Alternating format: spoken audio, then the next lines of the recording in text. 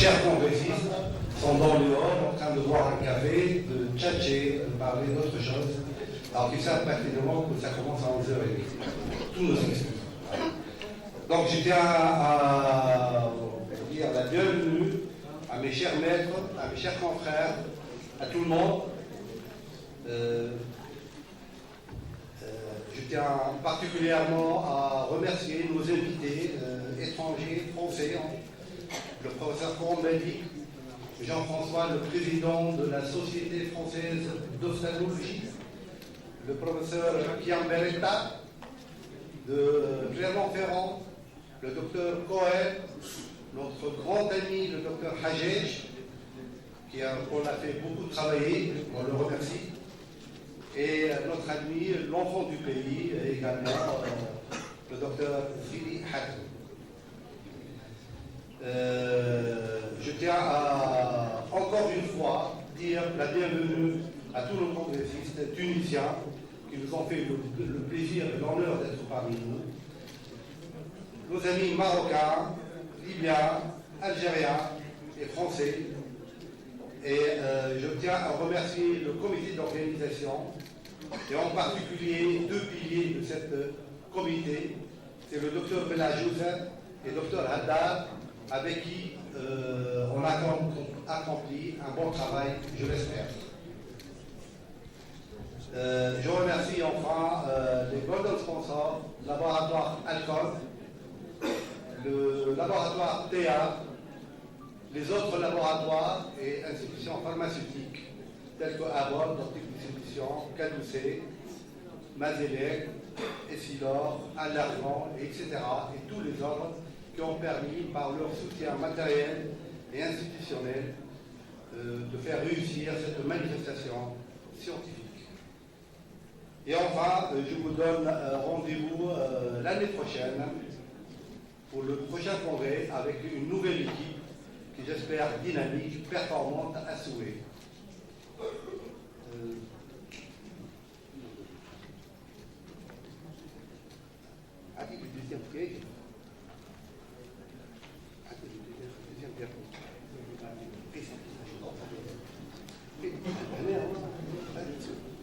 Donc je tiens à présenter notre invité d'honneur. Ils sont tous nos invités d'honneur. Donc ils sont tous nos invités d'honneur. Ils étaient présentés dans pas mal de sessions, mais je tiens à présenter moi-même le professeur Coran-Belli, Jean-François, qui a un CV absolument fantastique. Donc je vais essayer de le résumer en fait. Et je l'ai publié sur le livret scientifique. Il a fait ses débuts en 1976, professeur Coran-Belli, des études médicales à la faculté de médecine de Bichat, Paris. Il paraît qu'il est excellent, puisqu'il a eu une médaille d'argent, bravo. Et depuis, il a fait son ascension jusqu'en 1999, où il a été nommé professeur des universités au CHU Bordeaux. En 2013, il était chef service d'ophtalmologie au CHU de Bordeaux. Depuis 2002, il est membre de plusieurs commissions et membre du jury de EBO, membre du collège des ophtalmologistes universitaires de France. Il est expert dans pas mal de commissions auprès du ministère de la Santé, à la rapporteur et en ophtalmologie de la commission d'autorisation de mise sur le marché de l'Agence des médicaments, expert clinique en ophtalmologie de l'Agence européenne pour l'évaluation des médicaments. Son CV scientifique est absolument, j'ai essayé de résumer, il a plus de 120 publications dans des revues internationales et il a fait beaucoup d'ouvrages. Il est instigateur principal de l'étude CAVEO, directeur de l'enseignement de diplôme interuniversitaire de chirurgie rétino-visuelle. Et enfin, l'apothéose, il est le président de la Société française d'ophtalmologie. Il est la bienvenue chez nous. En un mot, j'aime bien vous présenter notre site.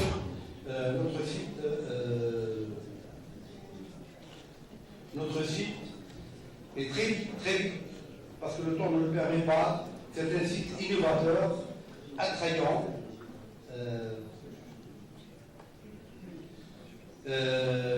professionnel. Allez le visiter et vous allez vous rendre compte de cela.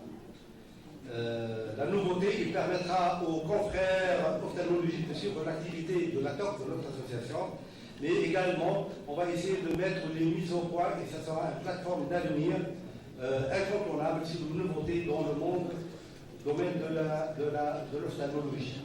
Il y a plusieurs rubriques, vous les voyez, il y a la TOC avec présentation du comité, de l'association et le rapport de la TOC, professionnel avec l'annuaire des ophtalmologistes, inscription à la TOC, les articles nationaux et internationaux, le congrès, le grand public, on va essayer de faire des articles ophtalmologiques pédagogiques pour le grand public et médiathèque.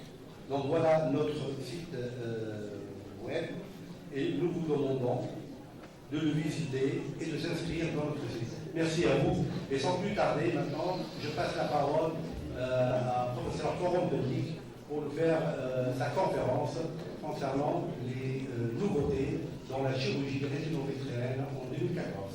Merci à vous. Presque embarrassant, mais donc je suis ravi d'être parmi vous aujourd'hui. Je remercie le comité d'organisation de la TOC et je suis d'autant plus ravi, c'est la première fois que je viens en Tunisie, donc voilà, j'ai eu l'occasion de découvrir sous la pluie hier, sous le soleil d'aujourd'hui. J'espère en profiter un petit peu en fin de journée. Et voilà, je suis ravi de partager avec vous mon expérience et l'état des pratiques dans la chirurgie vitro-étienne. J'ai vu une section très intéressante ce matin sur la traumatologie où on a des pratiques vraiment très similaires. Donc j'ai peur de ne pas forcément vous apprendre énormément de choses, mais ça va être l'occasion aussi peut-être de quelques questions à la fin. Donc on va évoquer différents points. Un peu parler de l'anesthésie, de système de visualisation, de vitrectomie transconjonctivale, des colorants, et puis juste un point de discussion sur les indications de vitrectomie aujourd'hui. L'anesthésie locale-régionale, ça va paraître évident, mais elle est maintenant complètement adaptée à la chirurgie vitro-rétinienne. Ça n'a pas toujours été le cas. Je me souviens, il y a une vingtaine d'années, on préférait que les patients dorment complètement pour n'avoir absolument aucun mouvement, et maintenant c'est différent. On apprécie beaucoup le fait que les patients soient présents, entendent ce qu'on leur fait et qu'on puisse communiquer avec eux. Bien sûr, il y a des exceptions, en particulier les jeunes, les myophones dont le globe est très volumineux dans l'orbite. On peut éventuellement, quand c'est nécessaire, leur faire une anesthésie sous-ténonienne. Ça, c'est sur la technique. Et sur les produits, on peut bien sûr utiliser toujours Xylocaïne, Marcaïne, mais on a tendance de plus en plus maintenant à utiliser la naropéine, qui est un produit à longue durée d'action. L'anesthésie dure plus d'une douzaine d'heures, et du coup, les patients n'ont pas de douleur post-opératoire précoce. Alors, il y a un inconvénient à ça, c'est que le signal post-opératoire qui est la douleur ne fonctionne plus, et donc s'il y a par exemple une hypertonie oculaire, les patients ont pas mal, ils ne vont pas s'en rendre compte. Mais malgré tout, pour le confort du patient, c'est vraiment extrêmement bien. La technique a évolué aussi avec le retrait de la délimonidase en France en 2001. Je ne sais pas si en Tunisie vous pouvez l'utiliser toujours ou si c'est un problème, mais ouais, donc la façon de faire l'anesthésie a un peu évolué, les anesthésistes. Donc c'est les anesthésistes qui la font ont aussi un petit peu évolué. Et donc la naropéine, vraiment, c'est tout à fait adapté à cette chirurgie. Deuxième élément dont je voulais parler, c'était les systèmes de visualisation pour avoir accès au fond d'œil. Les lentilles de Macumer, type de lentilles de Macumer, planes et prismatiques, ont été largement utilisées. On utilise toujours la lentille plane pour la chirurgie maculaire, les pelages, mais les systèmes panoramiques grand champ se sont vraiment développés et implantés depuis une quinzaine d'années, avec des systèmes contact type mini-quad ou lentilles clarifiques ou autres, qui peuvent être posés dans l'anneau ou tenus avec un manche par LED, ou bien des systèmes grand champ non contact, tels que le biome, l'EIBOS ou le Optisight. Est-ce qu'il y en a un qui est vraiment supérieur à l'autre? Pas réellement, c'est plutôt une question d'attitude et d'usage. Ces lentilles qui peuvent être posées sur la surface, c'est essentiellement une lentille plan concave. Elle est soit suturée avec un anneau, soit posée dans un anneau en silicone, et elle peut être stérilisable maintenant de plus en plus à usage unique. Cette lentille, elle est vraiment l'outil de base, on va dire, de la vitrectomie, et certains opérateurs n'utilisent que ça, et n'utilisent pas de système grand champ, et en sont contents chez Caniclemaire, par exemple, il n'est pas très, enfin jusqu'à tout cas récemment, il n'était pas du tout amateur des systèmes tranchants, il trouvait que la plane, l'antiplane, ça faisait l'affaire pour tout. Mais ça reste le standard pour la chirurgie maculaire. Les pelages de membrane et de limitantes autour des trous sont réalisés avec une lentille plan concave. Voilà le type d'installation que l'on a avec une lentille qui n'est pas dans un anneau suturé, qui est juste dans un anneau de silicone qui tient par une sorte de ventousage sur la cornée, sur le visque. Les systèmes panoramiques se sont imposés parce qu'ils sont vraiment extrêmement confortables pour le chirurgien et donc pour la qualité de la chirurgie. Ils associent un système de lentilles qui pend sous le microscope ou posé sur la cornée à un inverseur qui est dans la colonne du microscope. Alors c'est pas absolument indispensable l'inverseur. Je sais que à Ponticelli à Marseille, ils utilisent le système tranchant sans inverseur. Christophe Morel, qui était parisien et qui est parti là-bas, s'est adapté à ça et trouve que finalement c'est pas plus mal qu'autre chose. Mais bon, on est quand même plus à l'aise avec un inverseur qui redresse l'image et qui permet de voir à droite ce qui est à droite. Clairement, ce type de système demande un apprentissage. C'est pas inné au départ comme les lentilles contact. Et il faut apprendre à bien régler son microscope, en particulier avec le biome, mais aussi avec les autres systèmes pour avoir la fonction optimale. Et certains opérateurs peuvent se décourager lors des premiers usages du système quand il n'est pas bien réglé. Donc il faut apprendre éventuellement auprès d'autres opérateurs, moyennant quoi on arrive à avoir un examen panoramique de la rétine et en particulier de la rétine périphérique qui rend le système vite indispensable pour ces chirurgies qui ont accès à la périphérie, donc les diabétiques, les traumatismes ou des décollements de rétine par exemple. Voilà le système tel qu'il est installé avec un inverseur qui est dans la colonne du microscope. Ici, il est séparé, mais dans les nouveaux microscopes, il est encore plus intégré dans le microscope. La fonction d'inversion des inversions est réglée par la pédale, pardon. Et puis voilà le biome qui pend sous le microscope, vous l'avez déjà largement vu, et il associe en fait des systèmes restérilisables. Ici, une petite palette qui est sous le microscope, ce système métallique qui est fort coûteux mais qui est restérilisable, des lentilles qui peuvent être soit restérilisables, soit à usage unique. Et qui, avec l'usage unique, comme pour tout le reste, ont l'avantage d'être neuf et de ne pas se piquer avec le temps. Et voilà le type d'usage qu'on a.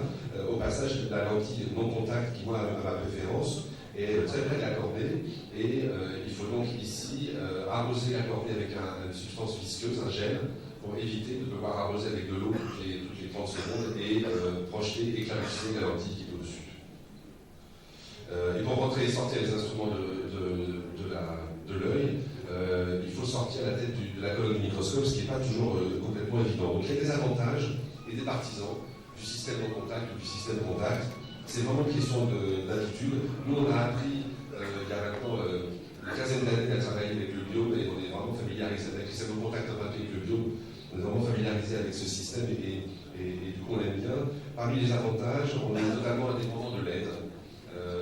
Les jeunes internes qui nous aident sont parfois attentifs, parfois un peu moins.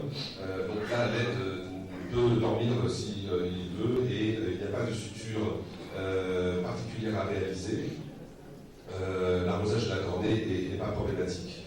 Le problème du système de contact, c'est le coût, puisque ce biome est vraiment très cher et que quand on s'y habitue et qu'on y prend goût, et ben, on en a besoin pour chaque chirurgie. Et donc si on va faire 2, 3, 4 rétines dans la journée, il faut les avoir de près ou avoir une restérilisation très efficace.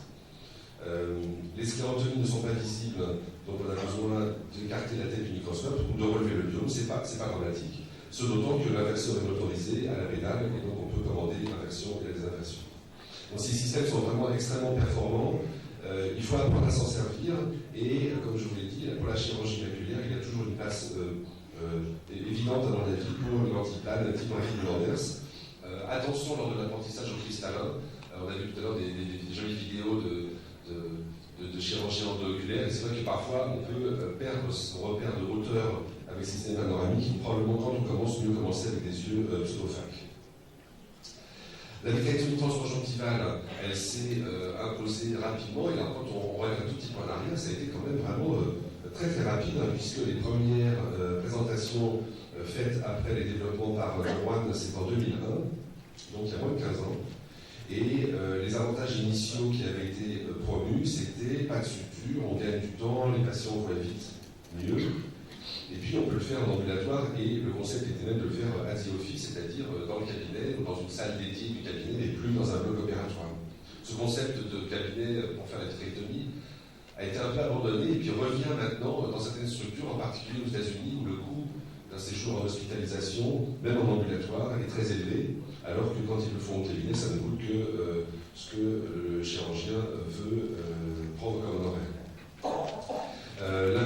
Les inconvénients initiaux, c'était une lumière étroite des instruments qui amenait un lent débit dans l'outil, une lumière étroite, donc peu de lumière également dans l'œil, et puis des instruments très souples et accessoirement des systèmes à usage unique, éventuellement coûteux. Donc Roche-et-Lamb a été le leader à mettre ce produit sur le marché, puis il a été rapidement suivi par les autres grands fabricants, que ce soit Dork, Alcon, Synergetics et d'autres. Voilà les tout premiers systèmes qu'on avait utilisés avec le 25 gauge. Donc c'était une canule qui était montée sur une aiguille à sous-conjonctivale, et puis il y avait dès le départ le vitréoto, l'enduit-illumination, les pinces qui étaient adaptées à ce format. Puis voilà, c'est un autre système d'Alcon avec le même principe de tout usage unique et tout adapté au format 25 gauge bien sûr. Les pinces, c'est évidemment un problème, parce qu'en 25 gauge, elles sont particulièrement fragiles. La tendance, on va dire, c'est d'aller vers de l'usage unique, même si un certain nombre de centres en fait partie, on a réussi à avoir des personnels très méticuleux qui nous permettent de faire vivre ces pinces de façon prolongée. Dans certains endroits, la souplesse fait que lors du nettoyage ou de la restérilisation, les pinces souffrent et s'abîment vite. Et donc certains centres utilisent des pinces à usage unique de façon assez systématique. Et là aussi, il y a plusieurs fabricants, Dork, Jaber, Synergetics, entre autres. Donc l'avantage du transconjonctival qui s'est imposé et qu'on a tous adopté au moins au début, c'est de dire pas de suture, donc ça va vite, l'œil est calme, c'est particulièrement adapté aux enfants qui ont un œil blanc plus rapidement, il y a peu de liquide, peu de BSS qui passe dans l'œil, donc l'œil est très calme, et puis finalement ça va vite, et donc tout ça est très moderne. Mais quand même, tout n'était pas rose dans le 25 gauge au départ. D'abord, c'est pas du vrai 25 gauge, l'instrument fait 25 gauge, le 3 quarts est un peu plus. C'est pas si rapide que ça parce qu'il faut vraiment augmenter le débit en aspirant fortement en raison du petit diamètre. La souplesse des instruments en 25 gauge, c'est un problème qui persiste et qui gêne donc l'accès à la périphérie rétinienne. Tout cela ayant un coût non négligeable par rapport à ce qu'on disait avant le 20 gauge. Alors un premier problème qui a été résolu, c'est la souplesse des instruments, avec en tout cas chez certains fabricants cette base ici, qui est plus large, je vais essayer de vous le montrer sans passer les bouchons, voilà, ici, c'est cette partie initiale de l'instrument du shaft qui est élargie, alors que ce qui rentre dans l'œil ici fait réellement 25 gauge. Donc c'est vrai pour l'enduit-illumination à gauche, ici le vitréoto, ici une pince, toute cette gamme est avec une base renforcée et qui du coup rigidifie beaucoup le système. La souplesse n'est plus du tout gênante en 25 gauge, contrairement aux systèmes initiaux. L'autre évolution qu'il y a eu, c'est des modifications de l'ouverture à l'extrémité de la tête du vitréoto. Vous voyez ici des images du système tout à fait initial de la Curus ancien, où l'ouverture était toute petite et à distance de l'extrémité du vitréoto. Vous voyez un système plus évolué, et ça a encore changé depuis, où l'ouverture est plus grande et plus proche de l'extrémité. Avec l'évolution de ces vitréotos, on a progressivement nettement réduit l'usage des pinces et des ciseaux dans la chirurgie diabétique. Alors, on peut mettre des pinces et des ciseaux avec du 25 gauge, mais les vitréotos sont devenus tellement performants que leur usage s'est progressivement réduit ou nettement réduit. Malgré tous ces inconvénients du 25 gauge, au moins dans leur développement initial, on conduit certains opérateurs à utiliser le 23. Donc c'est Klaus Eckart qui a été initiateur de ça en 2004, donc il y a moins de 10 ans, hein, c'est vraiment récent. Il a travaillé avec Dork, et il est avec un système qui était donc du transconjonctival, transpéral, sans suture, comme le 25 gauge, mais avec une rigidité et une capacité des instruments à travailler plus proche du 20 gauge. Donc il y a toute une nouvelle gamme d'outils qui a été déclinée par Dork, avec donc ce système que vous avez peut-être utilisé, certains d'entre vous utilisent encore, mais qui s'est un peu moins répandu, qui consistait à tenir le globe avec ce petit plateau, faire une incision avec cette lancette, et ensuite passer une canule à mousse. Puis les autres concurrents et fabricants ont emboîté le pas, en particulier Alcon en 2006, avec ce système One Step qui permettait d'insérer les canules directement et qui s'est révélé quand même beaucoup plus pratique. Dernière évolution dans le transconjonctival, c'est les canules valvées. Alors ça, c'est vraiment un truc, petite astuce très très bien pour limiter, quand on change les instruments, quand on sort les instruments, un jet d'eau qui peut avoir des conséquences éventuellement graves, en particulier chez les patients qui ont un décollement de la rétine. Ces turbulences vont vraiment être très importantes dans l'œil. Donc Dorg, une fois de plus, a été le pionnier en développant ces valves qui sont enlevables. Et puis les concurrents ont suivi, en particulier Alcon, mais Bausch & Lomb aussi maintenant les canules valvées. Vous voyez à droite la canule non valvée et à gauche la canule valvée. Cette fois-ci, la canule n'est pas enlevable, mais c'est un système très simple et très efficace et qui renforce, à mon avis, la sécurité pour les patients. C'était juste pour ceux qui n'en ont jamais vu, mais c'est, à mon avis, peu le cas, la mise en place des trocars avec une particularité qui consiste à avoir une insertion oblique sur laquelle je vais revenir. Donc, on décale la conjonctive pour que les orifices conjonctifs sclères ne soient pas en face l'un de l'autre.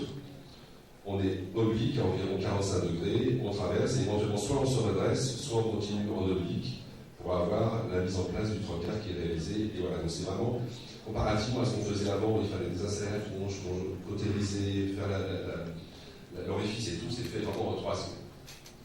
Donc à côté de ces canules et de ces systèmes, il y a bien sûr tout un tas d'autres outils qui sont nécessaires en transconjonctivale, des pinces et tout un tas d'autres choses. Et là, il faut vraiment former son personnel pour s'y retrouver, parce que je vous ai mis là un petit catalogue entre guillemets de pinces qu'on peut avoir au bloc opératoire. Alors celle-là, elle est toute jetable. Celle-là, le manche est restérilisable, mais la tête est jetable. Celle-là, c'est pareil. Celle-là est toute jetable, et celle-là aussi. Alors je me suis trompé, la première, elle n'est pas du tout jetable. C'est l'inverse. Donc la première, totalement restérilisable, la dernière, totalement jetable, mais qu'elle se ressemble quand même pas mal. Est-ce que l'une est meilleure que l'autre? Non, il y a une multitude de pinces, de formats, de façons de tenir, et on fait en fonction de ses habitudes et de ce que l'on maîtrise.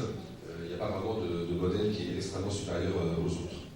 Donc à côté des pinces, il y a tous les outils possibles et imaginables, en particulier les sondes endolaser. Et moi j'aime bien ces sondes endolaser rétractiles ou érectiles qui peuvent donc passer dans les canules en étant droites, et puis que l'on peut pousser, et orienter en fonction de l'endroit que l'on veut photocoaguler dans l'œil. Il en existe tout un tas, Synergétis en particulier est très présent sur ce marché. Donc le 23 gauche, ça a eu un franc succès parce que c'est aussi facile que le 25, ça passe à travers la conjonctive et la sclère, mais c'est aussi performant que le 20 gauche, et donc ça a corrigé certains des défauts du 20 gauche sur la lenteur et la taille des outils. Et donc c'est une chirurgie ambulatoire que l'on a un peu hésité à faire à un moment donné pour des raisons de tarification de séjour, mais que maintenant on fait en grande proportion en ambulatoire, en particulier la chirurgie maculaire. Les inconvénients, c'est de multiplier les gammes. Si vous avez toute une gamme en 20 gauche, il faut acheter de nouveaux instruments, on peut se tromper. Et puis il y a eu une polémique au niveau du risque infectieux qui a conduit à écrire des éditoriaux comme celui-là. C'est Ian Lewis qui a écrit ça en 2007. Il parlait de est-ce que c'est vraiment nécessaire ou est-ce qu'on n'a pas des risques pour les patients. Et c'est vrai qu'on s'est posé des questions quand on a vu passer ces deux papiers qui donnent des expériences importantes en volume et inquiétantes en résultat sur les premiers cas. Enfin, premier cas. Il y avait ici 5520 gauges et 3025 gauges, et il y avait une différence d'un facteur plus de 10 entre les deux groupes en termes d'ophtalmie. Et puis il y a ici un papier d'américain, 6020 gauges et un peu plus de 1025 gauges, et là aussi un facteur 3 entre les deux groupes. Et donc on s'est dit, il y a vraiment un problème, est-ce que ça ne va pas mettre en péril cette technique qui est si sympathique à faire? Et puis on a été rassuré par le papier suivant, qui rapidement, qui ont adapté la technique opératoire, en particulier en faisant donc l'insertion oblique des canules. Voilà un papier d'autres japonais où il y avait donc une endophtalmie sur 3520 gauges, une endophtalmie sur 3325 gauges, et en particulier 0 à partir du moment où les canules ont été insérées en oblique. Puis voilà deux autres papiers. Voilà ici un petit groupe, ici un groupe plus important de 3000 contre 1000 et 0 endophtalmie. Donc on est revenu avec ces articles, il y en a d'autres depuis, on est revenu à un risque équivalent d'infection post-opératoire, et finalement on a pu poursuivre dans cette chirurgie qui a failli, à mon avis, qui a tremblé sur son socle. Dernière évolution dans ces vitrectomies, c'est les nouvelles machines qui sont apparues depuis 2-3 ans maintenant sur le marché. Donc il y en a 2-3 en fait avec Dork, le Constellation d'Alcon, le Stellaris TC de Bauchelon, et ces deux machines sont assez proches. Elles ont comme caractéristique technique de couper à 5000 coups par minute et d'avoir été assez adoptées, et tellement adoptées que la vitrectomie transconjonctivale se répand maintenant de façon totale. Il n'y a plus beaucoup d'indications au vin gauche à mon avis. Vous voyez que dans un sondage de l'année dernière, il y avait 70% de vitrectomie aux États-Unis qui étaient faites en transconjonctivale, 50% dans le monde. Je sais que nous, dans le service, on a pu faire au CHU de Bordeaux de vitrectomie de vin gauche depuis, je sais pas, 2-3 ans probablement. Il reste des indications à des sclérotomies plus grandes pour les corps étrangers rétrooculaires par exemple. Et à ce moment-là, on se met avec du 25 gauche ou du 23 gauche et une sclérotomie supplémentaire de grande taille. Ce qui est important pour ces machines et pour toutes ces vitrectomies, c'est de bien connaître les paramètres de la machine et en particulier de régler son aspiration en fonction de la vitesse de coupe. Vous voyez qu'on est parti des premiers vitréotomes modernes, je veux dire, comme la Curus initiale qui coupait à 800, on est passé à 1500, 1600. Le standard est à 5000, la machine de Dork coupe à 6000. On a récemment essayé des sons qui coupent à 7005 et les derniers prototypes coupent à 10 000 coups par minute. Donc on est sur un système où vraiment la fréquence de coupe est très élevée. Gros avantage, on diminue les tractions sur la rétine périphérique, on diminue les déhiscences périphériques et on fait des vitrectomies de meilleure qualité. Un point fort récent de la chirurgie vitréo-rétinienne, c'est l'apparition de l'emploi des colorants pour le pelage des membranes. Donc c'est une déclinaison de la chirurgie de la cataracte. Là aussi c'est très récent, puisque c'est en 2000 que ça a été présenté pour la première fois avec un détournement, en quelque sorte, de l'ICG utilisé pour les angiographies. Donc ces colorants se sont imposés pour peler les membranes et la limitante interne à la surface de la rétine maculaire. Et globalement, il y a 3 options, le vert, le blanc et le bleu. Donc le vert d'indocyanine, il peut être utilisé après filtrage pour enlever les cristaux. Ça a une coloration vraiment intense de la limitante interne, ça ne colore pas les membranes, et ça rigidifie un peu la limitante qui du coup a un pelage qui est vraiment facilité. Le problème de l'ICG, c'est qu'à côté de sa facilité d'emploi, il y a une toxicité qui a été décrite, rapportée en particulier sur le pied pigmentaire, et de ce fait, son emploi a été moins important. Alors la situation est un peu ambiguë sur l'ICG actuellement, avec cette méta-analyse dont je vous ai mis la référence là dans PLOS-ONE il y a un peu plus d'1 an, qui conclut de façon assez positive en disant non, finalement l'ICG c'est pas très toxique. Et c'est vrai que dans certains pays, les bleus sont utilisables et largement employés et sont très bien. Et dans un certain nombre de pays, les bleus ne sont pas utilisés pour une raison ou pour une autre. Et là, l'ICG fait parfaitement l'affaire. Et je suis assez frappé de voir qu'aux États-Unis, par exemple, où les bleus n'étaient pas autorisés jusqu'à récemment, ils utilisaient du vert assez dilué, mais de façon vraiment encore très fréquente. L'autre option, c'est la triame, qui donc n'est pas un colorant, mais un dépôt de cristaux, que nous, on a beaucoup utilisé après 2003, là, quand ça a été rapporté pour la première fois. Donc, il y a l'accord Tora MM, et puis le Triessence, qui est un produit d'alcool qui a été fait pour ça. C'est prêt à l'emploi, par définition, c'est bien toléré. Au contraire, même s'il en reste un petit peu, c'est pas grave. Mais ces produits ont été détrônés par les bleus. Le membrane bleu de Dork, initialement, qui est un bleu tripant qui colore plutôt les membranes, qui est prête à l'emploi. Et puis le BBG, qui est commercialisé par Dork et par Fleuron. Donc Brilliant et ILM Blue, qui sont des colorants spécifiques de l'imitante interne, qui sont vraiment intenses, qui sont une bonne alternative au vert d'indocyanine. Ces colorants n'ont a priori pas de toxicité connue, donc ils ont un marquage CE. Donc en France, ils sont autorisés. Je ne sais pas exactement quel colorant vous utilisez habituellement, on pourra en parler tout à l'heure, mais c'est vrai qu'un colorant, quel qu'il soit, est devenu vraiment utile. Nous, dans le service, on a pris l'habitude d'utiliser le Dual Blue de Dork, qui est un mélange de BBG et de bleu tripant, qui colore à la fois les membranes et la limitante, et qu'on utilise vraiment en routine pour colorer et le vitré et les tissus que l'on pèle à la surface. Alors je vais vous montrer quand même 2-3 vidéos. La première est celle d'un patient myophe fort. Elle date d'il y a quelques années, et donc on met de la trialcidolone avec, donc on a ces grandes quantités, voilà, on attend un tout petit peu, et puis on aspire avec le vitréotome.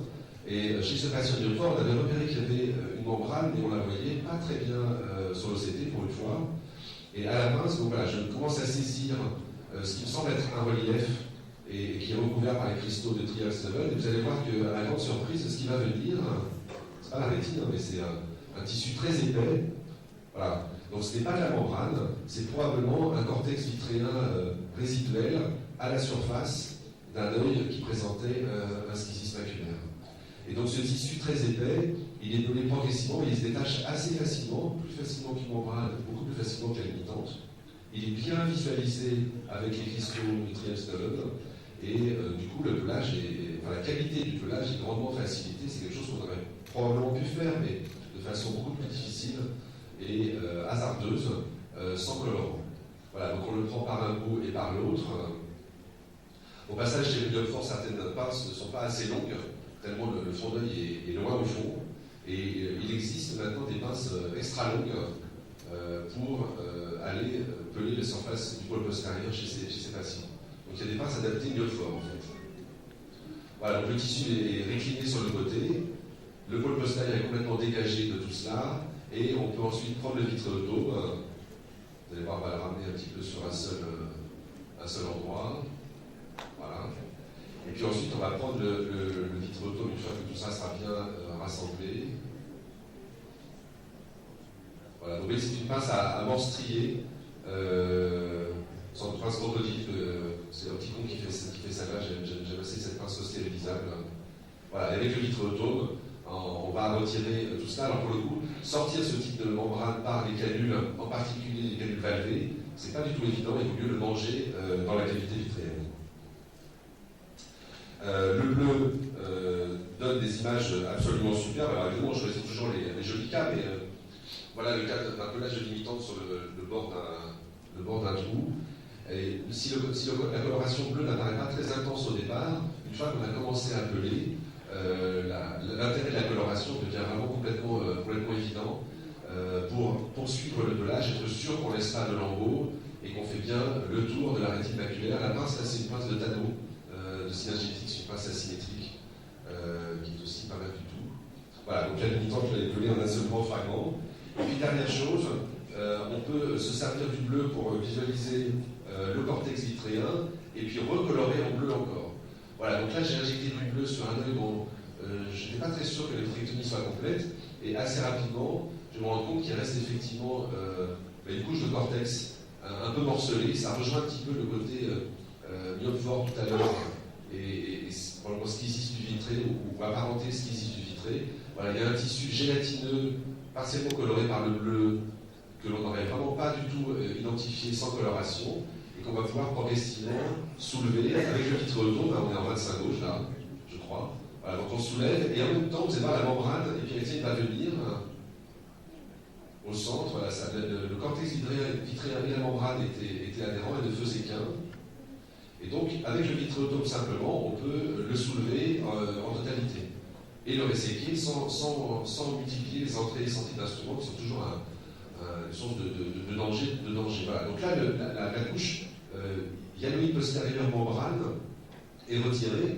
Et ce que l'on voit très bien, c'est que donc, au centre, ça n'est plus coloré parce qu'il y avait la membrane, et autour, c'est coloré par le bleu, parce qu'il y avait juste la limitante. Donc on remet du bleu, on attend à nouveau un petit peu. Alors ça se discute, certains opérateurs pu s'en tenir là en disant j'ai enlevé la membrane, je ne vais pas accentuer un risque quelconque, ou on peut reprendre avec une pince et aller peler à la limitante pour essayer de déplisser le plus possible.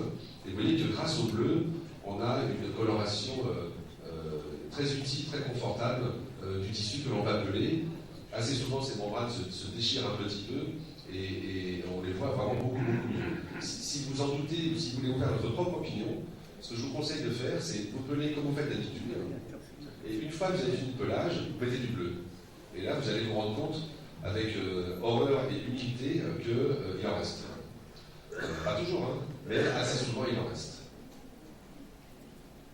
Voilà, dernier sujet que je voulais aborder par rapport à la vitrectomie et à ses avancées, ou avant-dernier plutôt, c'est les indications opératoires dans le décollement de rétine, puisqu'on a l'impression aujourd'hui que la vitrectomie balaye tout et qu'il n'y a plus de place pour les indentations. Certes, il y a de plus en plus de vitrectomie, mais à mon avis, il reste encore des bonnes indications à une chirurgie sclérale de décollement de rétine. C'est les 4 cas qui sont sur ce schéma. Donc en haut, dans les 4 cas d'ailleurs, ce sont des sujets jeunes qui peuvent avoir une myopie ou pas et qui ont un décollement de rétine par déchirure bien visible, un décollement de rétine par trou ou un décollement de rétine par des insertions à l'aura. Alors pas se tromper, il faut être sûr que c'est des insertions, il ne faut pas prendre ça pour le mal. Il ne faut pas se tromper et prendre pour des insertions ce qui est une déchirure géante, mais dans ces indications-là, encore aujourd'hui, la chirurgie sclérale, à mon avis, a toute sa place. Et puis évidemment, toutes les autres indications, c'est des vitrectomies pour le décollement de rétine. Chez le pseudophaque, c'est une vitrectomie d'emblée. Et dans tous les DA plus complexes, ce sont les DA par trou maculaire, les géantes, ou les déchirures multiples. Et cette vitrectomie, c'est vraiment est devenu le standard, et le standard en 25 gauge dans le service, mais à adapter en fonction des machines. Dernier point, on ne peut pas parler de rétine sans parler d'OCT, c'est juste pas possible. Et donc, je voulais juste vous montrer ces 2 dernières diapositives d'OCT, 2 décollements de rétine. Moi, je suis très, très favorable à faire de l'OCT vraiment de façon très élargie. On fait des OCT avant les chirurgies de la cataracte, par exemple, pour être sûr qu'il n'y a pas de membrane ou de pathologie particulière. Et là, c'est l'aspect préopératoire d'un décollement de rétine, rhigmatogène, en haut avec le cirrus, en bas avec le stratus. Donc on voit très bien que la macula est soulevée, ça permet de documenter le cas ou éventuellement d'expliquer au patient que sa rétine est réellement soulevée, ce d'autant que quand on les traite par clientation et qu'on les réapplique et qu'on dit que le fond d'œil est très joli et que tout va bien et qu'il ne voit pas si bien que ça, ils ont souvent ça, c'est-à-dire des petites bulles multiples les anglo-saxons appellent des blebs, évidemment ce terme s'est imposé, ces petites bulles sous-rétiniennes qui peuvent être soit localisées, soit très étendues et qui mettent des mois, des fois 6 mois, 9 mois, des fois plus, à disparaître. Et moi, autant l'OCT me sert beaucoup pour poser le diagnostic et pour avancer dans les décisions de traitement, j'utilise beaucoup aussi les images d'OCT pour les montrer aux patients, pour qu'ils comprennent que voilà, d'un côté la rétine est bien à plat et son œil est normal, et de l'autre côté c'est comme ça, et si c'est comme ça, c'est moins bien, mais forcément ça va finir par s'arranger. Voilà, donc je voulais pour finir vous dire que ce que vous savez déjà, j'imagine, et que donc, tout cela évolue à grande vitesse. Dans la rétine médicale, on n'en a pas parlé, ce n'était pas le sujet aujourd'hui, mais il y a des injections intravitrines de plus en plus abondantes, et puis ça ne va pas aller en diminuant, parce que donc il y a un nouveau produit qui arrive dans les tractions vitréomaculaires, GFTA, mais il y a aussi des produits qui sont laissés dans la DNA atrophique. Donc on va aller vers plus d'IVT, encore plus d'IVT. Et puis en rétine, la vitrectomie transconjonctivale en ambulatoire a pris une grande place dans l'approche chirurgicale de toutes ces maladies. Et les prochaines évolutions, c'est le 27 gauge et l'OCT péropératoire. Certains fabricants ont déjà le 27 gauge, moi je n'ai pas eu l'occasion d'essayer, je sais que Torque et Synergetics ont du 27 gauge disponible, certains d'entre vous l'ont peut-être déjà essayé. Et puis l'OCT péropératoire, c'est encore une nouvelle frontière qu'on repousse, et il faudra voir quelle place cet outil peut avoir par rapport aux colorants qui sont si pratiques.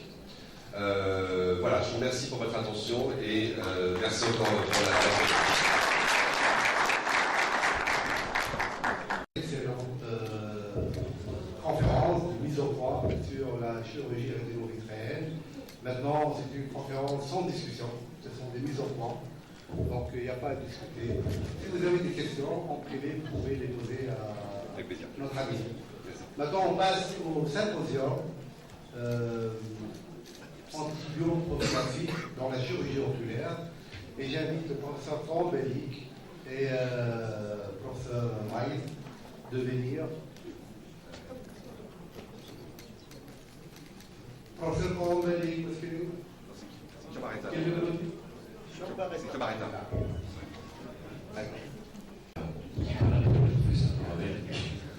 je ne suis pas de Bordeaux, je suis de Clermont-Ferrand, et donc je vais animer un symposium sur l'antibioprophylactie. Donc j'ai le plaisir de faire un duo avec le professeur Maïs de Tunis, qui va vous parler dans un premier temps de la prévention de l'antibioprophylactie des IVT, et puis après elle, je vous parlerai de l'antibioprophylactie dans la chirurgie de la cataracte. Je tiens à remercier d'abord la sympathique invitation amicale de l'organisateur de ce congrès.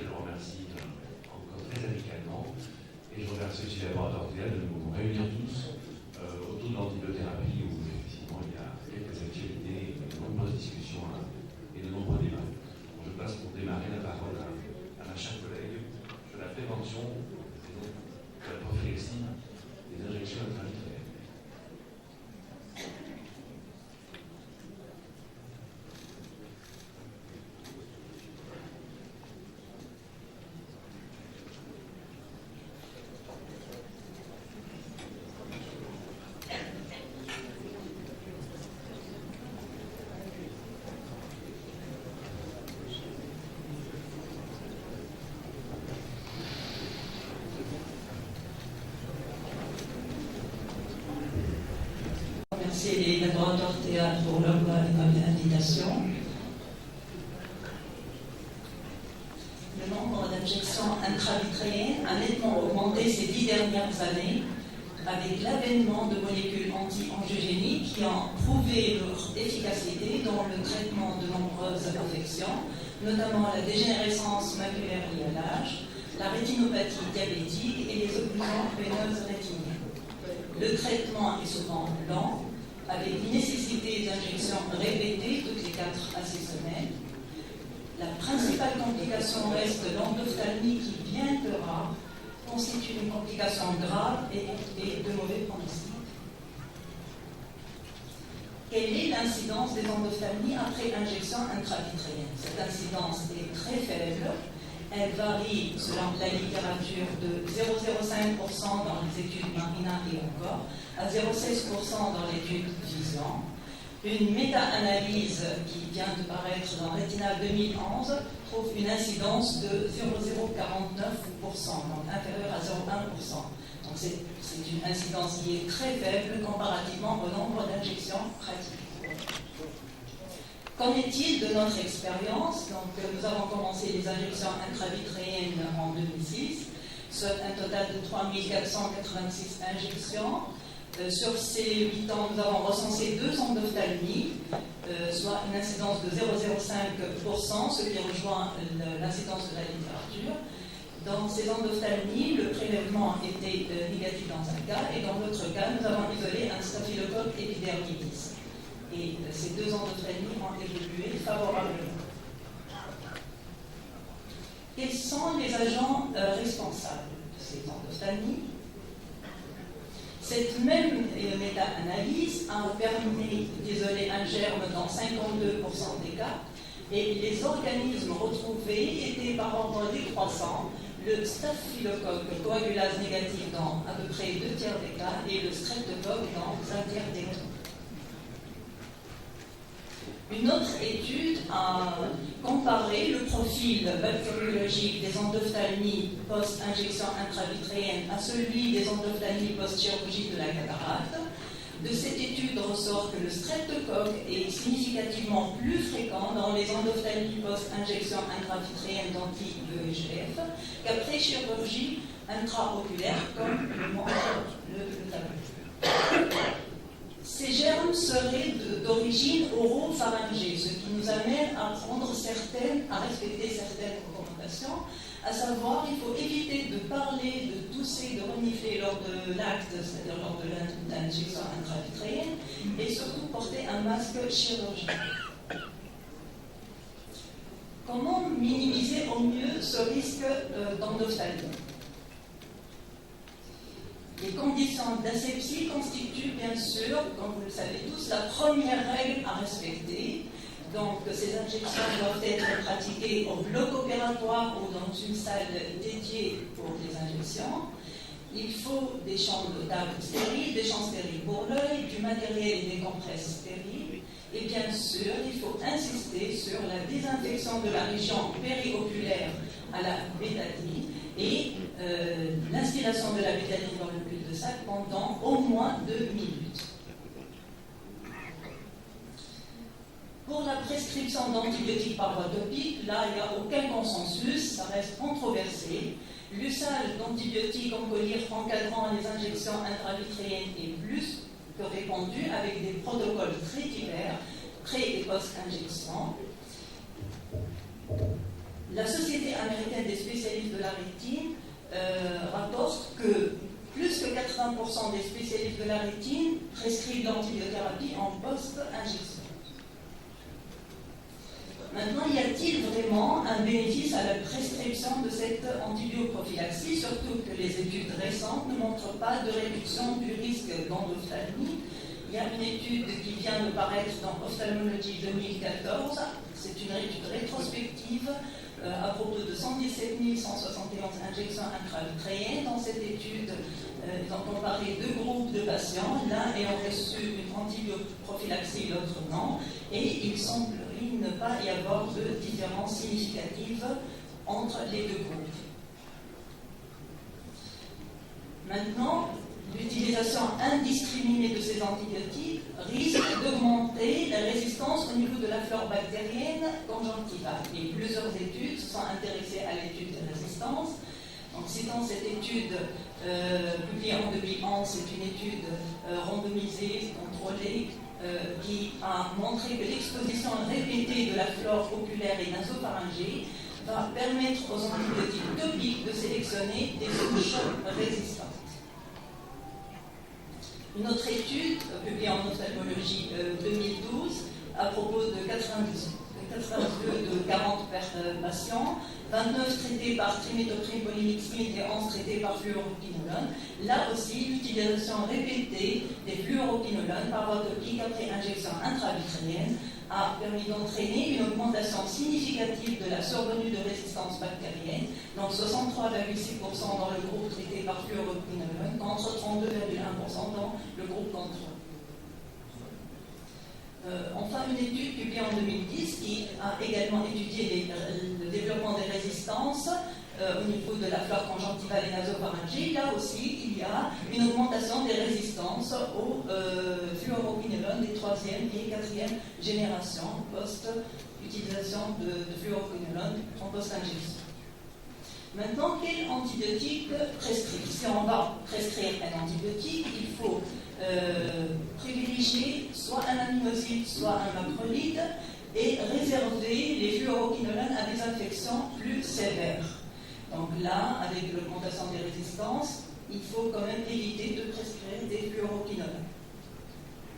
L'azithromycine serait bien adapté à cet usage puisqu'il est actif sur les coxygrammes plus, mais aussi sur les coxygrammes négatifs. L'azithromycine a un spectre qui est adapté aux germes de la surface oculaire. Donc, il est efficace. Certes, il n'a pas une bonne pénétration intraoculaire, mais son rôle serait de protéger le site d'injection et d'inhiber la prolifération de germes à son niveau, puisqu'il s'associe à une forte concentration au niveau du film lacrymal, des tissus et de la surface oculaire. Par ailleurs, c'est un traitement qui est donné de courte durée, donc ce qui va diminuer le développement de résistance.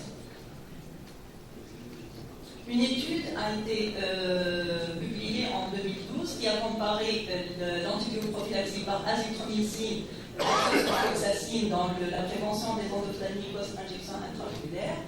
Donc le risque d'endophtalmie serait significativement plus élevé avec l'ofloxacine qu'avec l'azithromycine. Mais c'est une étude qui n'est pas randomisée. En conclusion, je dirais que les endophtalmies post-IVT sont rares mais de mauvais pronostics. Les conditions élémentaires d'hygiène et d'antisepsie sont indispensables. L'efficacité de l'antibioprophylaxie topique au cours des injections intravitréennes reste encore controversée. Je vous remercie.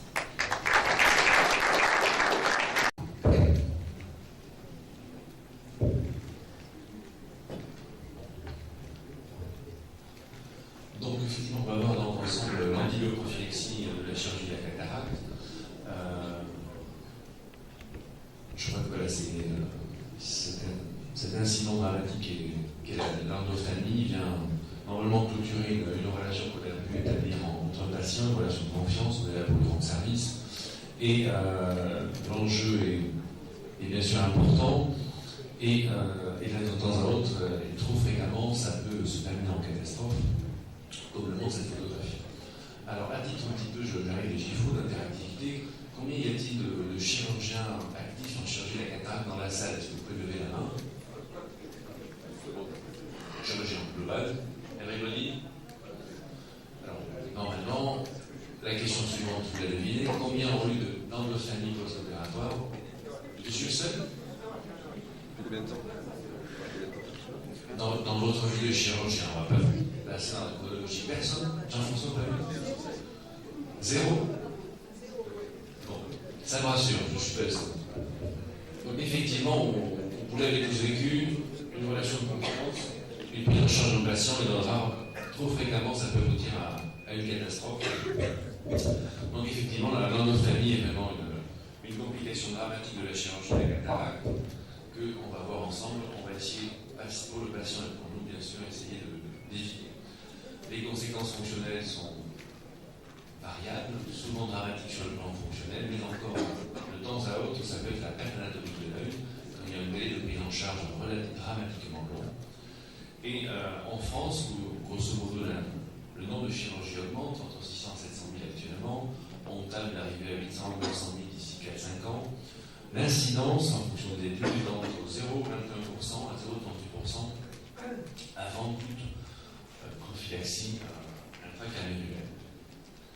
Alors, une photo historique pour moi. Ici, c'est ma dernière pathologie à ce jour, j'insiste, j'espère que ce sera la dernière. C'était en 2007, donc un patient de 40 ans, j'avais fait le premier œil sans aucun problème. Deuxième œil se déroule parfaitement. 8 jours après, projection de produits alimentaires divers et variés, je pense, sans vouloir donner données, qu'il y a eu probable contamination post-op. Et voilà, le tableau de panneau typique, un germe diagnostiqué, prise en charge classique avec une récupération anatomique de l'œil, une fonction visuelle qui était un 10e de 8. Donc vraiment un souvenir très douloureux pour le patient et pour moi. Et c'est à cette époque-là que, fin 2006-2007, j'ai, beaucoup de chirurgiens, dévoré toute la bibliographie de l'époque sur la prévention d'antibioprophylaxie, et qu'à cette occasion-là, on a pu mettre en place dans différents services, dans le nôtre, l'antibioprophylaxie par la céphalopsie. Donc un événement dramatique, voyons comment l'éviter. C'est donc effectivement cette épée de Damoclès qu'on redoute tous, une fois qu'on prend en charge un patient, éviter cette dramatique complication. Un petit peu d'histoire pour information. Ce délicieux musicien que vous connaissez tous, Jean-Sébastien Bach, que vous appréciez, j'imagine tous. Et bien, tout en faisant un petit peu de bibliographie, je vous informe que sur le plan de l'histoire, il a été opéré de la cataracte de son œil gauche en 1750. Et une complication infectieuse de la chirurgie du deuxième œil, on pense qu'il serait probablement mort d'un sepsis secondaire à une panophthalmie. Donc vous voyez, c'est une complication qui a traversé les âges et qui maintenant, en tant que chirurgien de la cataracte, quand vous écouterez un peu de Bach, vous penserez à la prophylaxie, la chirurgie et l'infection. Voilà, l'intérêt de venir effectivement vous visiter, d'échanger avec vous, c'est partager nos expériences des deux côtés de la Méditerranée. J'ai décidé sur 3 diapositives de vous faire partager un petit peu notre lourdeur et la réalité médico-légale dans ce cadre. Voilà, aussi l'aborder. En 2 mots, nosocomiale avec nosose, c'est une maladie, comment le soigner. Donc, l'infection nosocomiale, imputable à la chirurgie ou à un hôpital, se définit par une infection qui survient 48 heures après la chirurgie ou l'hospitalisation, après son retour à domicile. Alors, en ophtalmologie comme dans d'autres spécialités, le fait de mettre un implant prolonge ce délai à 30 jours, ce qui fait que dans les faits, toute cataracte en ophtalmie post-chirurgie en post-cataracte est toujours une infection nosocomiale, et donc la responsabilité, effectivement, est engagée. Alors, les joies législatives en France, depuis mars 2002, le médecin n'est pas responsable des conséquences dommageables d'actes de soins qu'en cas de faute. Mais il doit prouver son innocence. Au contraire de la justice habituelle, c'est le parti qui doit prouver la culpabilité. C'est vraiment une particularité de la législation. Donc les établissements de santé sont responsables des dommages résultant des infections nosocomiales, même s'il n'y a aucune faute. Vous voyez, il y a vraiment un contexte franco-français, mais un poids médico-légal qui se rajoute à la relation humaine d'un patient. Et l'envie de soigner un malade sans complication, il y a ce poids supplémentaire. Donc, rapidement, on est obligé d'apporter la preuve que le patient est informé. Ah, pardon. On doit faire la preuve, on a recherché les facteurs de risque, que les protocoles sont bien écrits, donc on doit être très rigoureux dans la tenue du dossier, mais dans le compte rendu, la vitamine a été bien appliquée et respecter effectivement tous les référentiels connus concernant l'ordre chronologique. On a vraiment besoin de faire la preuve que tout a été bien fait. Et il faut savoir que certains experts médico-légaux considèrent les éventuelles recommandations des sociétés savantes comme loi et que donc ne pas en France suivre les recommandations des sociétés savantes peut être reproché sur le plan médico-légal. Donc c'est pour ça quand des publications et des recommandations sont publiées, il faut vraiment se tenir au courant pour ne pas faire de fautes ou être pris à défaut dans un second temps. Donc l'endophtalmie, c'est un processus inflammatoire, une définition d'origine infectieuse, quel que soit le germe, bactérien ou fongique, qui atteint les couches intérieures du tissu oculaire, les différents tissus endosclérales et la cavité oculaire. C'est un abcès de l'œil. On définit l'endophtalmie aiguë à peu près une semaine en post-op, c'est 75% des cas, suraiguë moins de 24 heures, subaiguë entre la 2e et la 6e semaine. Au-delà de la 6e semaine, on va parler d'endophtalmie chronique. Donc la physiopathologie, effectivement, des conséquences de l'infection et la sévérité de l'évolution clinique sont liées à la virulence de germes, autant nécessaire au diagnostic, et c'est là-dessus qu'il faut vraiment que nous, on agisse, à savoir en prévenant bien les patients avec une information que s'ils ont mal en post-opératoire de consulter rapidement, puisque ça peut aboutir, s'il y a trop de retard de prise en charge, à des catastrophes. Et bien sûr, le statut immunitaire du patient est très important.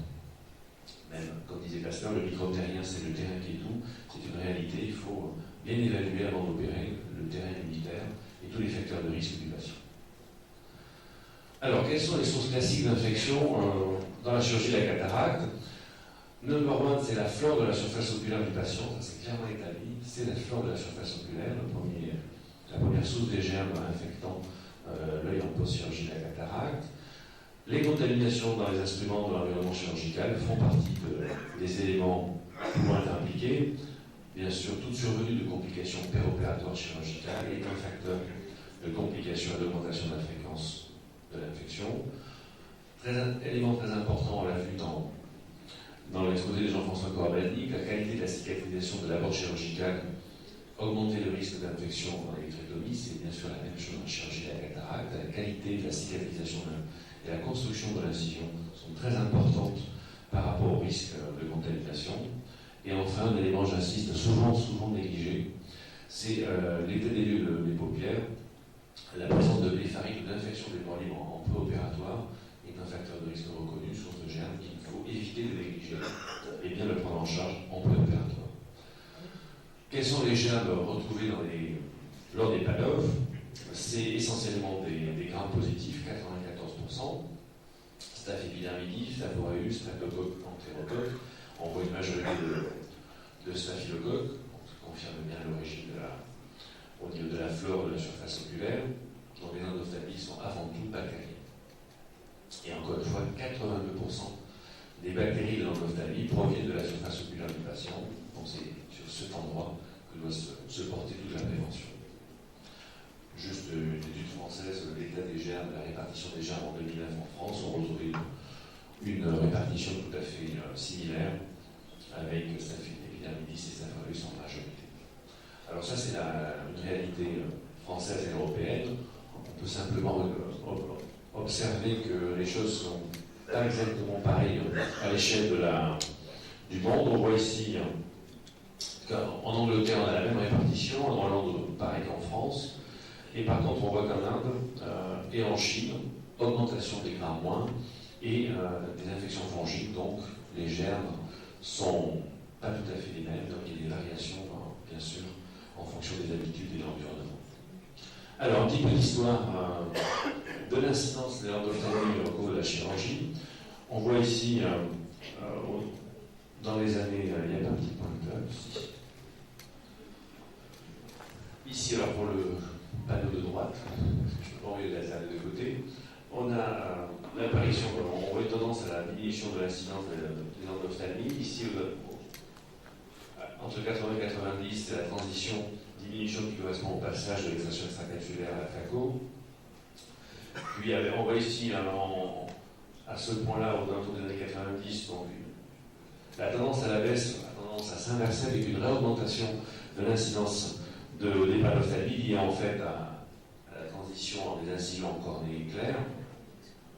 Effectivement, au début, les couteaux larges, les incisions qui n'étaient pas bien construites et de taille trop grande ont correspondu à une augmentation de l'incidence. Et puis 2007, rebaisse. 2007, en effet, c'est l'apparition de la prévention par l'injection de céphaloxime en intraclavérulaire en Suède. Donc on voit qu'avant cette période, l'incidence est variable. Des Banoff à 0,35% en Suède. On voit que dans cette référence publiée qui est pas très flatteuse pour la France, on a 1,23% de Banoff. Je pense qu'il y a une sélection, c'est pas possible, hein, pas très objective dans ce tableau de l'incidence de la Banoff des Banoff en cataracte en France, en Afrique du Sud, aux États-Unis et en Espagne. Donc on voit un certain nombre d'incidences à peu près cohérentes en France de l'incidence avant prévention par la céphiroxine. Alors, on va parler de l'ACRS, mais avant, voilà, le message fort, c'est que quelle que soit l'antibiothérapie qui semble très efficace, les règles de prévention doivent être toujours respectées. Tout d'abord la sepsie, l'ensemble des moyens qui permettent de diminuer la contamination des germes de façon non spécifique. C'est quelque chose qui est incontournable et qui doit toujours être respecté. L'antisepsie, l'utilisation de substances toxiques, ça doit absolument être respecté. La chirurgie, la qualité du geste, le type d'implant, le type d'incision, la quête de la perfection est indispensable pour diminuer et permettre une bonne prévention d'endophtalmie. Et enfin, l'antibioprophylaxie, qui élimine les bactéries susceptibles de provoquer une infection. On va voir maintenant les meilleures stratégies. Donc j'insiste, la sepsie, c'est tout ce qu'on fait avant l'examen préopératoire, l'élimination des facteurs de risque, la qualité du champ opératoire, la vérification de la qualité du bloc, de l'eau, enfin, tout cet environnement est fondamental dans la prévention, et quelle que soit la prévention, l'antibioprophylaxie, l'antibiotique, elle ne doit jamais être négligée. La sepsie, encore une fois, la qualité de l'examen préopératoire, la recherche de facteurs de risque, que ce soit la qualité du bord libre, de la peau périoculaire, tous ces éléments ne doivent pas être négligés. Une étude tout à fait intéressante souligne l'importance de la prise en charge des bléphaриtes en préopératoire, avec, on le voit ici, le taux d'annulation pour œil rouge avec risque infectieux qui est à 0,03 dans un centre londonien. Le fait d'instaurer un traitement systématique des bléphaриtes avec soin de paupières éventuellement antibiotiques locaux si cela le nécessitait, l'état des paupières le nécessitait, on voit une diminution des annulations et donc diminution du potentiel risque infectieux par la prise en charge des blépharites en préopératoire. Le classique champ, on doit bien couvrir les cils pour éviter la contamination, l'antisepsie à la bétadine, les 3 temps incontournables, je me permets d'insister, c'est vraiment, quel que soit l'apport de la céphiroxine, quelque chose qu'on ne doit surtout pas négliger. Les 3 temps de la bétadine à la peau, 10 à 5%, l'œil, le cul-de-sac, avec un élément important, plus que 2-3 gouttes, une touche de bétadine de 10 ml est plus efficace que 2-3 gouttes dans le cul-de-sac. Donc n'hésitez pas à arroser abondamment la surface oculaire avec la bétadine. En cas d'allergie, la muquille ou la chlorhexidine peuvent être utiles. Alors, pourquoi la céphiroxine, avant de parler de cette étude clé? En fait, rendons à César ce qui est à César, ce sont des Suédois qui très précocement se sont penchés sur la prévention de la panophtalmie. Et en 1996, une étude a été conduite en choisissant la céphiroxine, qui est une céphalosporine de 2e génération, tout simplement parce que les publications précédentes avaient dressé le profil des germes de la responsable et impliquée dans les panophthalmies, et que le spectre de cet antibiotique est tout à fait cohérent avec ces germes, d'où le choix de cet antibiotique, qui a été proposé en injection intracannulaire à l'époque. Et le grand avantage des Suédois, c'est qu'ils sont très rigoureux et ils font des registres en France. On en parlait il y a 5 minutes, manifestement, on n'arrive pas à faire la même chose, à savoir que toute cataracte est sur un registre, on sait de patient opéré et on sait qu'il y a des complications comme ça. Une lecture instantanée et très rigoureuse des infections et des complications de ce geste. Il faut quelque chose dans les IVT. Il en est ressorti de cette étude sur 188 000 cataractes opérées, 112 en ophtalmie, et on voit qu'il y avait 0,22 d'incidence dans l'ophtalmie s'il n'y avait pas de céphiroxine et que ça baissait à 0,053% si on y mettait la céphiroxine en intracannulaire, d'où effectivement le protocole et le choix de cet antibiotique pour l'étude de l'RCRS, qui est une étude prospective comparative avec différents centres, 24 centres en Europe, 9 pays, Autriche, Belgique, Allemagne, Italie, Pologne, Portugal, Espagne, Royaume-Uni et Turquie. Bon, la France, pour différentes raisons, n'y participait pas. Et une étude sur 3 ans. L'objectif, 35 000 patients pour évaluer l'apport de la céphuroxime, mais aussi le rôle de certains antibiotiques en post-opératoire. Mais en janvier 2006, les résultats intermédiaires sont tellement importants qu'il y a eu arrêt d'études. On va voir pourquoi. Alors le dessin d'études, 4 groupes. Le groupe A, bon ben là c'est simple, c'est du placebo pour l'antibiotique en choline. On met la bétadine, pas d'injection intracanérulaire et un antibiotique en post-op. Groupe B, placebo en pré-op, bétadine bien sûr, céphuroxime intracanérulaire. Groupe C, antibiotique mais pas intracanérulaire. Groupe D, antibiotique en goutte pour les post-op et antibiothérapie intracanérulaire. Donc voilà les 4 groupes et avec une randomisation des patients. Rapidement, au bout de 3 ans, on voit qu'il y a des résultats différents. Une longue liste de germes et de PANOF dans le groupe, je me rappelle A, où il n'y a pas d'antibiotiques et pas de céphuroxime. Une baisse très importante là où il y a la céphuroxime sans antibiotiques. Et là où il n'y a que l'antibiotique préopératoire, des PANOF importantes. Et le groupe D, peu de panophthalmie, je rappelle, choline-avant et intracanérulaire. Alors, il en ressort que des différentes incidences majeures, donc dès l'analyse intermédiaire, et donc il y a une diminution de x5 du risque infectieux si on met de la céphuroxime en champ antérieur, d'où l'arrêt des inclusions en 2006 pour que tout le monde bénéficie du même protocole et de ne pas avoir des PANOF dans le groupe A ou le groupe C qui effectivement ne serait pas justifiable. Donc on voit quand même des résultats tout à fait spectaculaires avec une baisse très importante de la survenue des panophthalmies. Alors les facteurs de risque pendant cette étude, qu'est-ce qui a été confirmé et intéressant d'analyser, c'est quand l'incision en cornée claire par rapport à l'époque où tous les cornéaux sclérins étaient effectivement retrouvés, avec une augmentation de 5,88 de risque infectieux. Il faut se replacer dans le contexte, les incisions sont grandes, les couteaux sont différents, et petit à petit ce facteur de risque a été réévalué.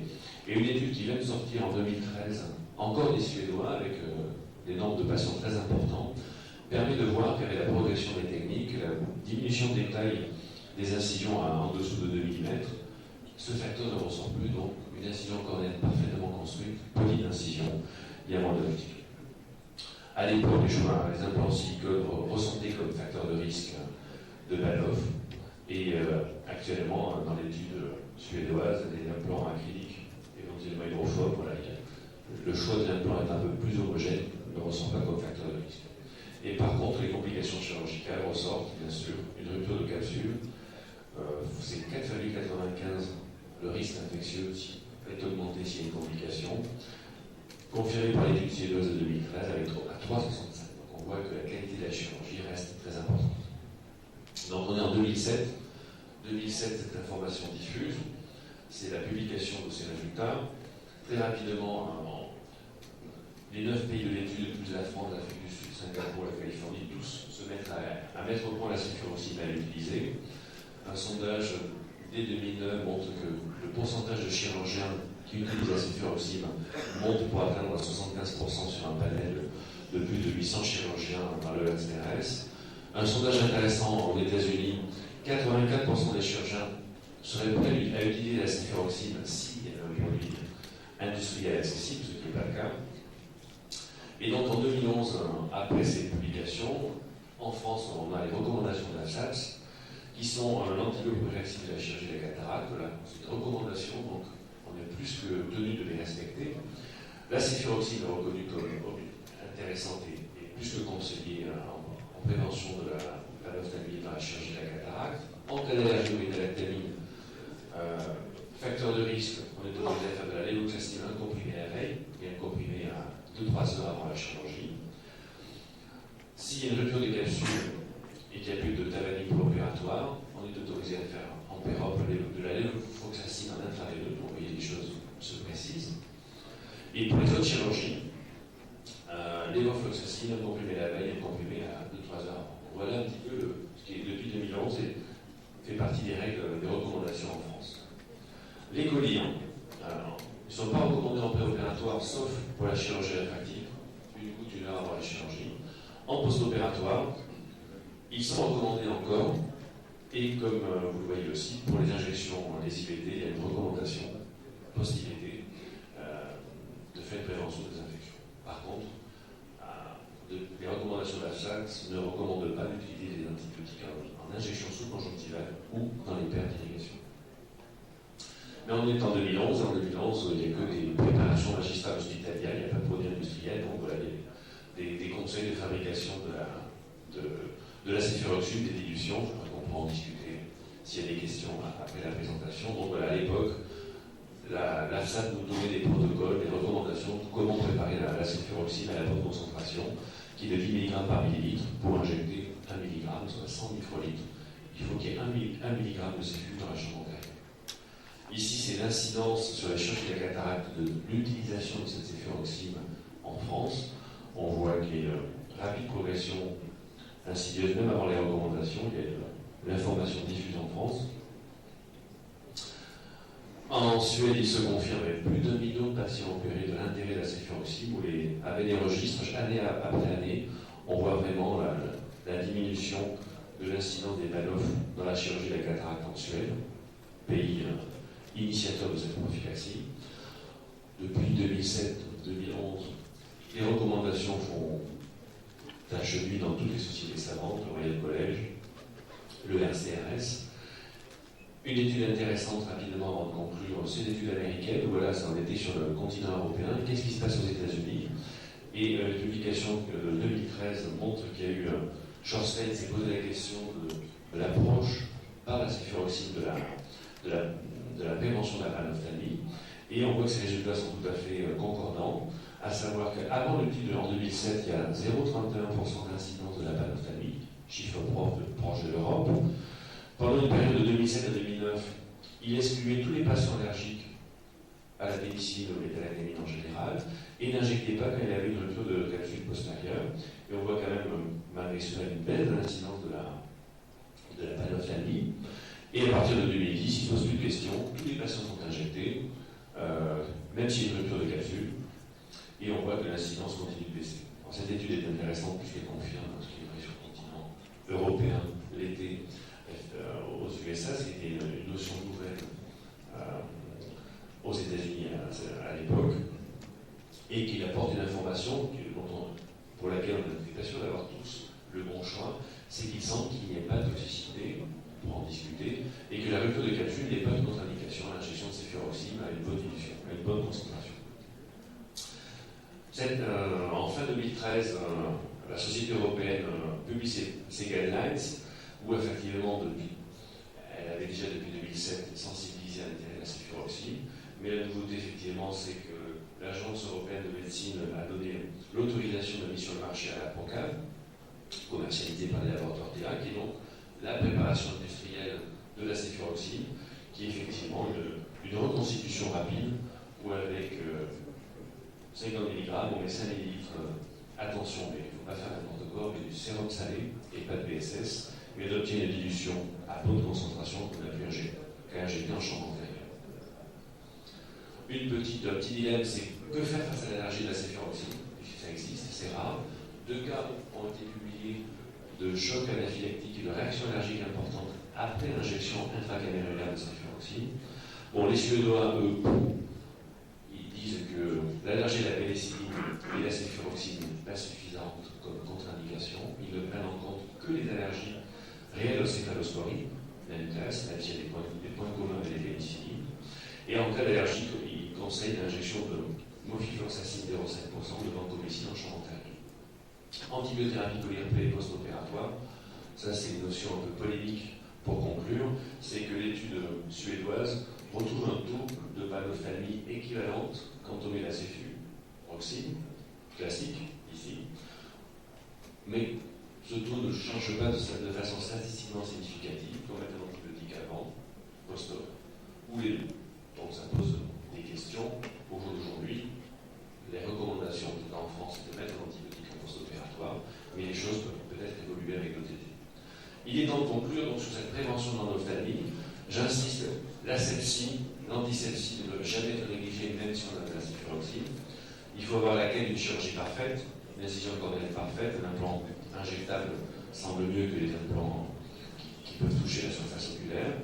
La céfuroxyme intracamérunaire à 10 mg par millilitre et la concentration et l'injection d'un volume permettant l'injection en chambre antérieure d'1 mg semble incontournable le jour, et même a priori si on retourne de la capsule postérieure. Et effectivement, depuis 2013, fin 2013, la Procam elle-même est disponible pour l'Europe dans 16 pays et va s'étendre en 2014. Au jour d'aujourd'hui, l'antibiothérapie post-opératoire pendant 7 jours est toujours conseillée. Peut-être que dans 2, 3, 4 ans, on aura d'autres discours. Mais ça reste effectivement aujourd'hui le guideline à retenir. Voilà, je vous remercie pour votre attention.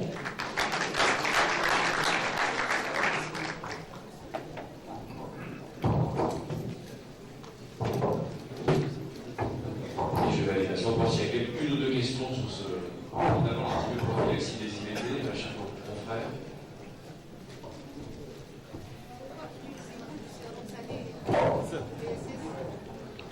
Alors, on me pose la question de la dilution de la céfuroxime, tout simplement parce que il semble qu'il y ait une formation précipitée avec du BSS plus que du sérum salé, et vraiment c'est une recommandation à ne pas négliger.